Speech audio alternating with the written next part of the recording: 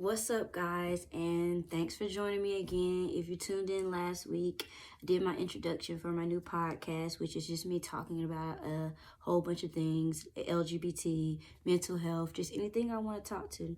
And if you're here now, thank you. If you're here, go ahead and subscribe. But I know if you have any type of social media, you've been seeing the whole DaBaby situation and Danny Lee, which is ghetto, a hot mess, and just toxic, which is what we're going to be talking about today. Toxic relationships, toxic friendships, just toxic people in general. And when I think about somebody toxic, honestly, I think it's somebody that just don't take responsibility for themselves. But that's just my personal opinion. And we're going to kind of get into it. First, let's just say what some things that I feel is a toxic person does. Like lashing out. Say you done pissed me off. I'm about to call you all types of bitches and tricks and all type of that shit because you hurt my feelings. You feel what I'm saying? But once I'm calmed down, I wanted to go back to boo baby. Oh, what can I do to make it win? That's toxic. That's toxic. And what I mean by taking self-responsibility, that would mean, honey, we are grown. You need to learn to calm your ass down. You need to learn how to use your words, and you need to learn how to communicate. And when you don't know how to communicate and you get to lashing out and calling somebody that, a person does not have to deal with that. And you can feel like it can be the same. And they be like, oh, I ain't mean it like that. Oh, well, but that all goes with boundaries. We're going to talk about that a little later. But those are my definitions of toxic behaviors. Lashing out, not being able to communicate. That whole, not taking accountability for anything. And by the way, if you see me looking to the sides, because I made some notes so I don't ramble and get too much into one topic. Okay, because a bitch can talk. But yeah, pretty much when I say not having responsibility for oneself, if you know you have anger issues, you don't need to be dating nobody just till they drop a dish and you hit your toe and you out there beating their ass. No, you need to work on yourself and work on your issues and find good coping skills before you go be with anybody. That goes into love yourself before you be with anybody, you know? But I don't know. It's just, you have to love yourself and know your triggers before I feel like you can really have great communication with somebody.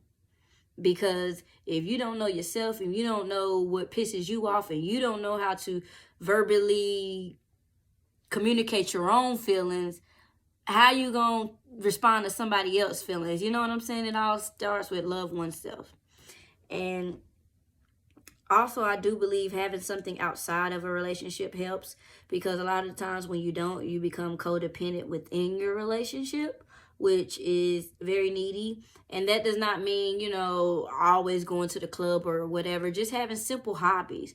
Because when you don't have them hobbies, a lot of the times when you have a bad day, what you're looking for your girlfriend or your boyfriend or whatever to make your day better, which sometimes they can, but one thing I've always learned is nobody can fix your happiness. You have to fix your happiness, because you mad about all this stuff and then you get to lashing out.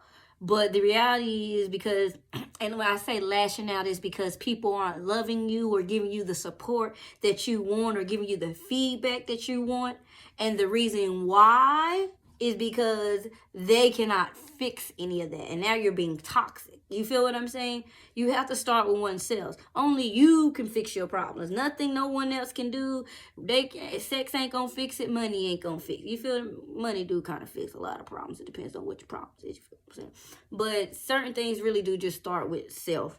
You know what I mean? But I just feel like having things outside, whether it's having a therapist, whether it's music, whether it's art, whether it's just spending time at your job, it do help to not be so needy on a partner, because then it do lead to toxic behaviors. Where are you at? Why you haven't talked to me? Why haven't you?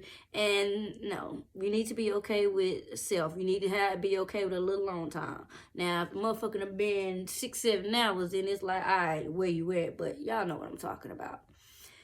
Setting boundaries. And what I mean by setting boundaries, the whole unblock and block thing, no, that's toxic. That really is toxic.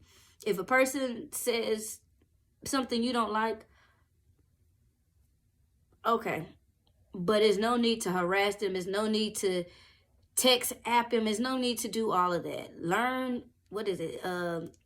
detachment. Learn that it's okay. Standing your ground, not letting people walk over you. You know what I'm saying? Like, I feel like setting boundaries, and that's something I even currently I'm working on it.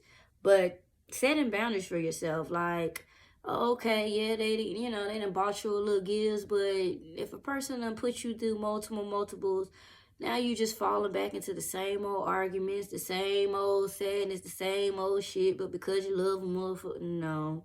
That all goes along with history and potential. No, it just leaves you being sad and depressed, and you're wondering why, because you're holding on to this toxic relationship because you got history and scared to start over with someone new. One thing I learned, and everybody should know, it's 1 billion people in the world, and I doubt you even met 1,000 people. Like, really, you know what I'm saying? So let them go. Like, it's not worth your happiness.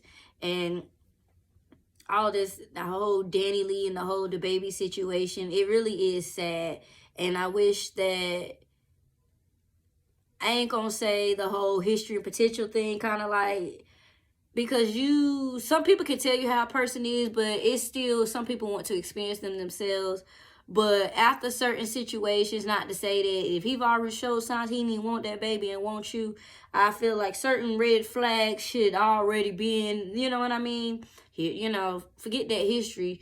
But yeah, that all goes with learning somebody for you love them. You need to see people when they broke. You need to see people when they sad. You need to see people when they're happy. You need to see people in all seasons. Because if not, you end up 3 to 6 months down the road and you like, who in the world? And you get aggravated with the person every time they walk around. It's because you already fed up because you don't even know the person that you with.